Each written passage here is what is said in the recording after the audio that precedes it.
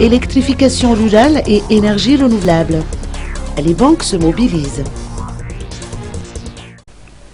85% des familles malgaches du milieu rural n'ont pas encore accès à l'électricité. Les banques se mobilisent pour le développement de l'électrification rurale et des énergies renouvelables à Madagascar. 11 banques, membres de l'association professionnelle des banques, ont signé ce matin la première charte d'engagement pour une électrification rurale durable à Madagascar.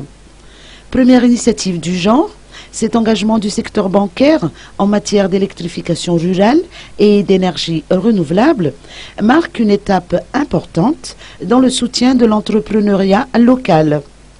Charte issue d'une concertation menée par l'ONG GRET dans le cadre de son projet Rivière.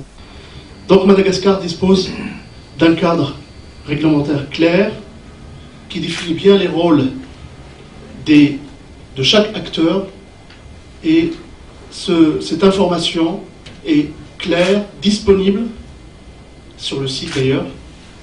Je remercie l'ORE et le ministère de l'Énergie de nous avoir éclairci sur ce point. Je pense qu'il faut relayer ces informations auprès des acteurs pour que les choses soient claires. Le cadre existe et il est clair et net et communicable. L'enjeu est d'encourager donc les entreprises. Les banques, c'est fait. Maintenant, il faut passer à la phase des entreprises parce que ce sont les entrepreneurs aussi pour investir et innover dans ce domaine. Les banques joueront pleinement leur rôle naturel dans l'économie malgache. Ils le font déjà pour financer et soutenir les projets auprès des entreprises, des projets viables, disposant de projets sérieux aussi et rentables, parce qu'il ne faut pas aussi oublier la viabilité des modèles économiques. C'est la meilleure garantie de la durabilité. Les mécanismes de garantie aussi, au-delà des financements, doivent être mobilisés. Je pense qu'il en existe. Nous devons travailler là-dessus, sur le financement et tous les mécanismes qui puissent apporter des garanties, également les bailleurs de fonds, pour soutenir ces démarches-là. Et aussi augmenter l'attractivité d'une part, et limiter la part des risques, ou tout au moins la maîtriser et l'identifier. Ce sont des projets qui sont de longue période, sur 25 ans à peu près, et donc la visibilité, la clarté, la stabilité, l'apport aussi des garanties aide les banques aussi à avoir cette visibilité pour étudier les dossiers et s'engager. Le ministre de l'Énergie et des Hydrocarbures, Horace Gatien, nous parle de l'importance d'une telle charte.